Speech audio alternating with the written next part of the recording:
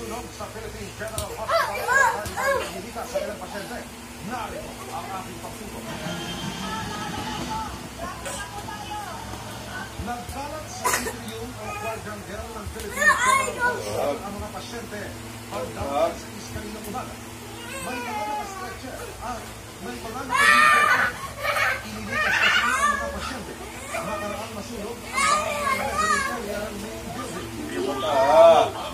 So, walang choice kundi ilikas muna yung mga pasyente natin sa wards 1, 2, 3, and 4 kasi yung malapit sa area. Hindi ka daw patuloy pa. Pumasok tayo, pasunog daw sa ward. Ayan, lumabas kami lahat. Alam ko lang eh. Ano na lang yan. Ano mo pala? Siyempre tapos, buti na daw, napakalis sa loob. Stretcher ang mga pasyente. Well, kakarat na naman. Ang DOH agad namang umalalay sa mga pasyente kailangan sa ospital. Ayon sa DOH, umabot sa second round na sunog na ibinagka na naman fire. Sa inisyang investigasyon naman ng nasunog ang tinatawag na hall room sa mezzanine sa main building. Ang involved po natin is ang mezzanine. Kala ko malalaro kayo. Sa ginagawang doctors quarters na doon nagpapahinga yung mga doctors natin. Ang involved po natin doon is sa Isang kao, tatapat ka sa electric pad. air condition. Pero kung ano ang ba, wala pang malinaw sa ngayon. Wala pong nasunog na pader. Kunin na lang kasi lalim eh. Flooring. Kundi po yung sunog po nangyari sa mga medical supplies po na nandoon. Yung area nga po na nasunog ay renovated area po. Yung office complex na yun. Okay. Maayos po yun. Kaya hindi naman po lang sa wiring. Kaya kailangan po namin i-investigahan. Walang naiulat na nasaktan. Humingi ng paumanhin ang pamunuan ng PGH sa mga naabalang pasyente dulot ng insidente. Nakatundo ngayon sa rehabilitation ng ospital ang ilan sa kanilang mga programa para maisaayos ang mga pasilidad na luma na. Actually, medyo nadadalas siya. Kaya meron ongoing pong rehabilitation sa building. Kasama na po din yung pag-improve ng mga electrical wiring. Ilang oras sa lumipas, balik normal na ang operasyon ng ospital.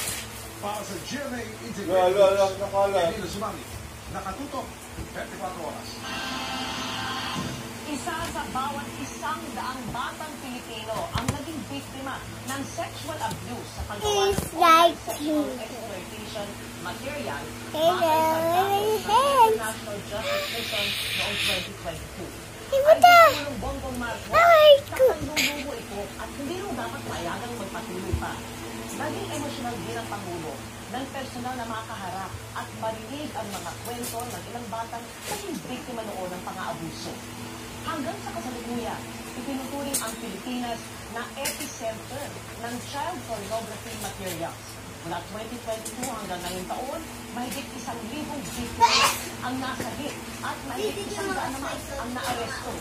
Pero hindi lang ito dapat ipagbunyi ayon sa Pangulo dahil sa bawat na ililigtas, dapat isipin ang mga patuloy na nasasabla sa itinuturing niyang pinakamalalang crime against humanity.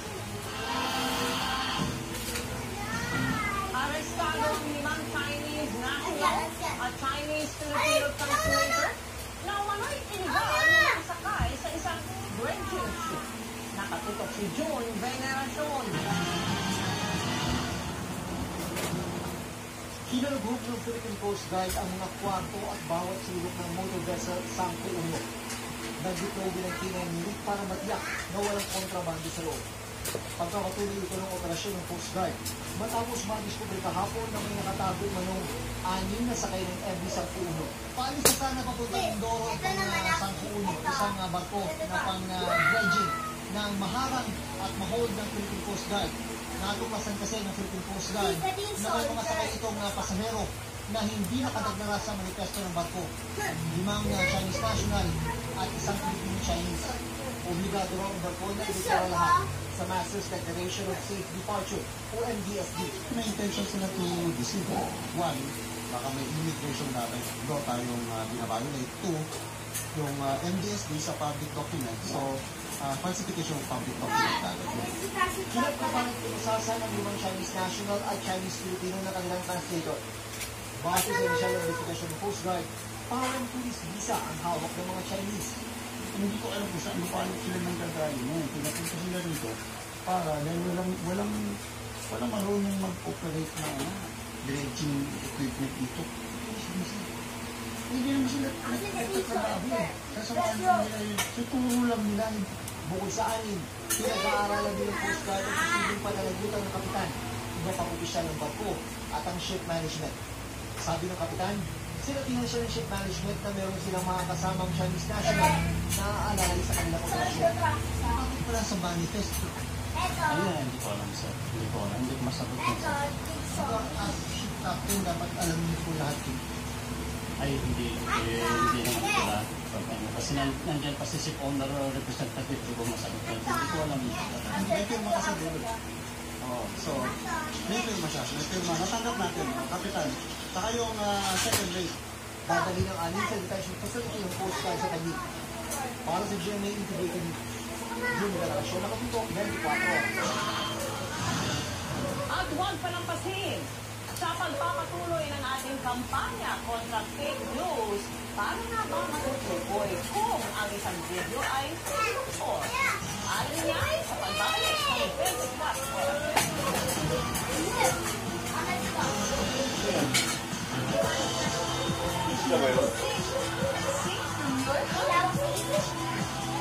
If you enjoy acting, act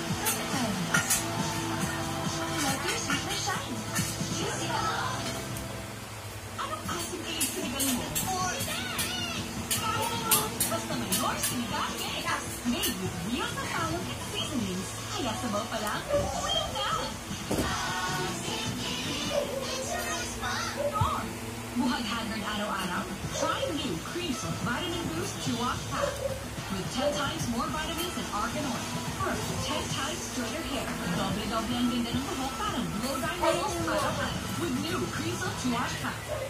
Nanood naman siya. Pinasyon na. Kinuskus mo pa. Switch to Nortel Power Liquid. 15 minutes lang. Bilis-bilis ang mancha. Dahil mas pinabulana. No more kuskus sa washing machine. Nortel Liquid. Nakaka-fresh ang hindi mag-worry about rashes. Kahit paulit-ulit i-check, okay, galing mo, Pampers. Now, with more lotion with aloe, kaya protected from rashes. Nakabibiri, Pampers. Miss Kape nga. Hindi, yung puro Nescafe Trust. May 100% tapang ng puro at natural na kape. Para sa pamilya ko. Nescafe Trust. May bago? Uy, amin yan! Wow! Ang lambot! Mas nagpapasarap! Nesquita! Sa tamis alang sarap, mas pinasarap pa.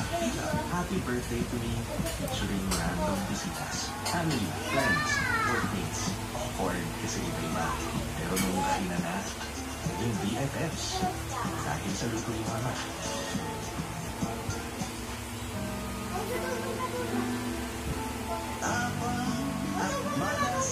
Ang malasakit ay binibigay sa mga taong nangangailangan.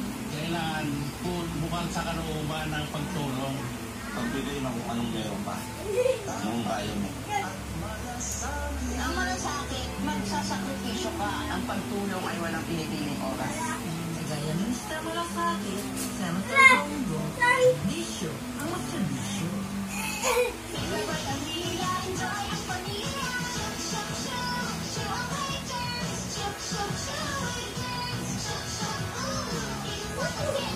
Jerky ba? Soft kill pa? Saan kita? Wala. Alam, kulog-tuloy. Pwedeng walang kulog with Downy's Antibac Power. Para sa buhok, parang tinilo sa araw.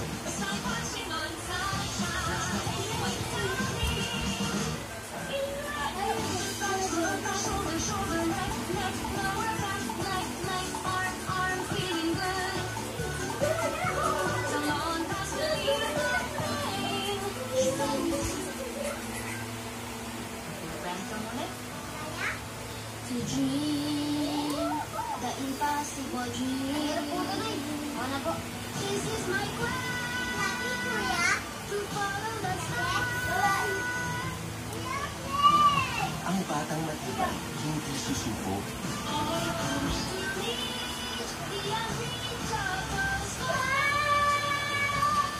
Ang batang matibay, tuloy ang tibay mangarap. Fairbright.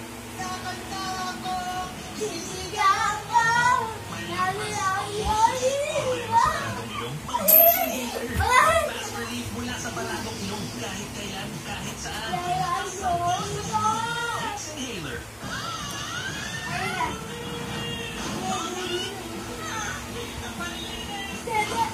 Gulat ka? Ay, perfect rain.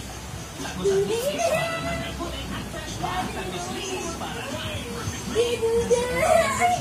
Regular drying week? Red Dermacare Scalp with Scalp Care Actives. Removes dandruff and moisturizes hair. 100% dandruff-free and smooth hair with zero compromise. Available in hair fall recovery.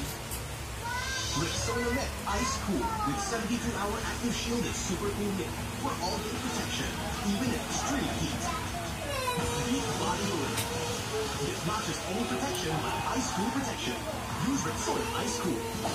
May puso. Pero bang inasal puso? Dahil bang inasal chicken inasal, pinagsama ang kita at paa. Kaya solid sa laki at ihaw sarap.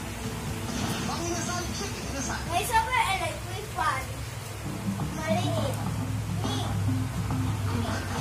Electric fan ko, maliit. Sa pagpapatuloy ng ating serye para sa ating agsaing labanan ng fake, tatalakayin natin ngayong gabi kung paano matutukoy kung ang nakita ng litrato o video ay tunay o kaya yung pinanipula o deepfake. Ngayong gabi, makakasama natin para talakayin yan ang isa sa mga sangre na si Kelvin Miranda. Photos and videos can be used to distort the truth. There are some ways to spot deepfake. Ano kaya sa mga ito ang fake? Ano itong sagot mo? Tama. Di ba halos walang pinagkaiba? Pero guys, look closely sa mukha. Look at the edges. Ay, sila. I know a lot of you might be thinking, maraming kasi na tayo gawin. Correct. And believe me, isang ito ng deepfake. Picture pa lang na, papunta pa lang tayo sa exhausting part. Let's watch this clip. This is Doc Ligon, an AI ethics advocate. Ano sa tingin ninyo ang dinoktor na video? Particularly the data annotation datos que se realiza a través de una plataforma llamada Remote Tasks. Tumpak na kayo? Hindi ka. Makakapag-video man yan or phone. Ito ang tandaan. Pay attention sa mukha. Tingnan kung pusmo and wrinkly ang noo at pisngi. May off sa pagkurap ng mga mata. Facial hair na tila di natural. Handling overnight. Matalas na edges. Mismatch ang skin tone ng mukha at katawan. Off ang lip sync at may lighting differences. Extra tip. Watch out for sobrang edge. Yan sa mga nabanggit ko. Madali pang mas dahil according to experts, ito yung mga di pa kaya makulit ng AI. But again, remember, go beyond the quality. Suriin ang content at intent ng post para iwas fake news. This is Kelvin Miranda. Magkaisa tayong labanan ng fake news. Maghahari ng motion for reconsideration sa loob ng 15 araw ang kampo ni Customs Broker Mark Taguba. Tugon yan sa hapon ng guilty via diesel mode down sa kanya at 3 bama sa mga kasong paglabag sa Customs Modernization and Tariff Act. Gaya po ng smuggling, misdeclaration at transportation and facilitation of smuggled goods. Pinuli naman ni Justice Secretary Jesus Crispin Remulla ang hatol ng Patay ang isang pulis captain at ang kanyang misis matapos bangingin sa mismong bahay nila sa Muntinlupa. Sugatan naman ng anak nila 12 taong gulang na nakatutok si Daniel Tingpungko. Sa kanyang Facebook account, makikita sa kanyang naging karera bilang pulis ang mga pagkilalang natanggap ni Police Captain Aninoden Mamonday bilang hepe ng Community Affairs Section ng Muntinlupa City Police. Tulad ng Honest Cop Award at Outstanding Police Service Award. Pero ang kanyang buhay nagtapos sa trahedya pasado 1:00 na madaling araw kanina. Batay sa paunang investigasyon ng Muntinlupa Police, pasado 1:00 na madaling araw, pinagbabaril si Mamonday at kanyang pamilya sa kanilang bahay sa Alabang. Ayon sa pulisya, agad ipinamatay ni Captain Magonday at asawang si Mary Grace ang tama ng bala. Tinamaan din at isinugod sa ospital ang kanilang anak na nag-iwang na ikalabing-dalawang kaarawan kahapon. September 16 po, 1 a.m. dito po sa Barangay Alabang. Kaya habang nagpapahinga po si Police Captain Aminudin Mangunday na bigla na lang pumasok po itong gunman natin sa hospital natin at binaril po siya sa ulo. Pagkatapos po ay tuluyang pumasok po sa kwarto upang barilin naman po ang kanyang asawa. At matapos po ang pagbaril sa asawa, kaya nakita po naman ang kanyang anak na nasa loob din ng kwarto. At ito po ay binaril din. Pero ito po yung nakasurvive at ngayon po ay na-opera. Nag-outing po sila, di na sila mo. Kaya sila ito. Iniluting na si Mamonday alinsunod sa kaugalian at kaugalion. Nag-alay din ang isang ngayong hapon ng mga pulis Muntinlupa para sa pinansilang matasamahan. Sa isang pahayag, kinondena ni Muntinlupa Mayor Rufi Diazo ng pagpatay kay Mamonday at sinabing dapat masusing imbestigahan ang karahasan at panagutin ng mga nasa likod ng krimen.